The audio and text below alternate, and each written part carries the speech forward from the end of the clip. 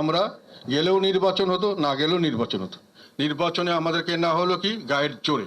অন্যান্য দল যেভাবে দানবীয় শক্তির কাছে পরাজিত হয়েছে, আমরাও কিছুটা সেইখানে পরাজিত। সেই জন্য আমি ক্ষমা প্রার্থনা করেছি। আমি মনে করি নির্বাচন হবে না, নির্বাচন আমাকে যে কোনোভাবে বর্জন করতে হবে, না হলে দল শেষ হয়ে যাবে এবং আমরা রাজনীতি শেষ হয়ে যাবে। আমরা এই নির্বাচনে যাব না।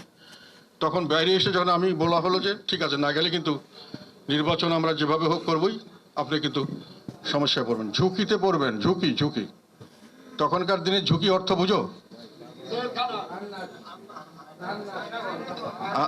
আমরা ঝুঁকিটা কি হতে পারে সেটা বুঝি না, তবে ঝুঁকিটা বড় জিনিস, এটা ক্ষতিকারক হতে পারে এটা বুঝি, সবাই বুঝে। তারপরে আমি বলেছি না, আমি নির্বাচন করব না।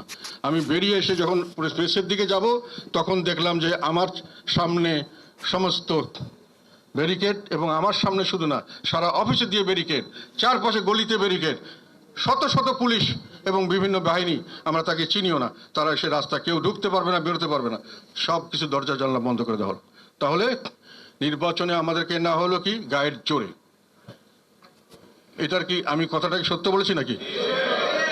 এখানে যারা ছিলেন, অফিসে যারা ছিলেন এবং যারা আশেপাশে ছিলেন, এবং যারা আমার সঙ্গে পরবর্তীতে, আমি 28শে এপ্রিল আমি পরবর্তী মিটিংয়ে বলেছিলাম যে একটা হলো যে আমাদেরকে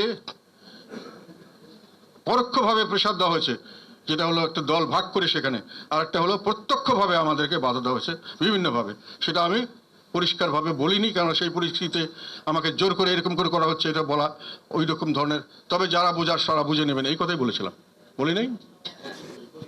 আমাদের লোকরা জানে না এটা, সাংবাদিকরা জানে না, আর্মির লোকরা জানে না, যারা করেছে তারা জানে না, কেউ কি প্রতিবাদ করেছে?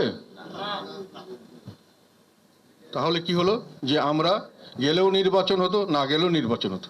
আর আমরা যেতে চাইনি, আমাদেরকে পরোক্ষভাবে প্রেসার এবং প্রত্যক্ষভাবে প্রেসার দিয়ে নির্বাচনে নেওয়া হয়েছে।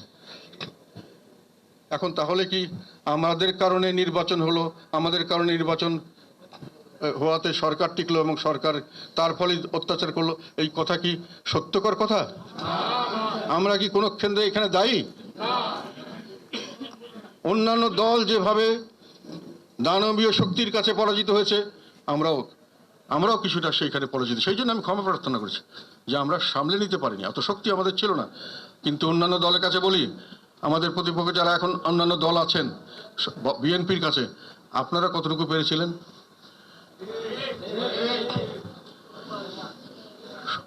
প্রেশারের কাছে তো সবাই সাবমিট করেছে, আমরা কি একাই?